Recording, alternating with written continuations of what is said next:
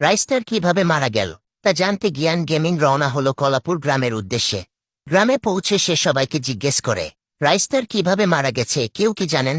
কিন্তু সবাই একই কথা বলে, আমরা কেউই জানি না ঘি। এদিকে রাত হয়ে যায়, গ্রামের সবাই নিজের ঘরে ফিরে ঘুমিয়ে পড়ে। তবে জ্ঞান গেমিং থেমে থাকে না। সে বন্ধুর মৃত্যুর রহস্য জানতে রওনা হয় দৌলতপুর গ্রামের পুরনো কিবোর্ড বাড়ি খির দিকে। সেখানে পৌঁছে দেখে চারপাশে ছড়িয়ে আছে কঙ্কাল। ভয়ে সে দৌড়ে ঢুকে পড়ে বাড়ির ভেতরে। ভেতরে ঢুকতেই হঠাৎ সামনে দাঁড়িয়ে যায় এক ভয়ানক ভূত। ভূত জিজ্ঞেস করে, কেন এসেছিস এখানে? জ্ঞান গেমিং ভয় না পেয়ে উত্তর দেয়া, আমার বন্ধুর মৃত্যুর রহস্য জানতে এসেছি বু। ভূত তখন বলে, তোর বন্ধুর নাম কি? জ্ঞান বলে, আমার বন্ধুর নাম রাইস্টার। এই কথা শুনেই ভূত রেগে গিয়ে বলে, ওই শালা একটা লোভী ছিল, আমার ধন সম্পদ চুরি করতে এসেছিল, তাই আমি ওকে মেরে ফেলেছি।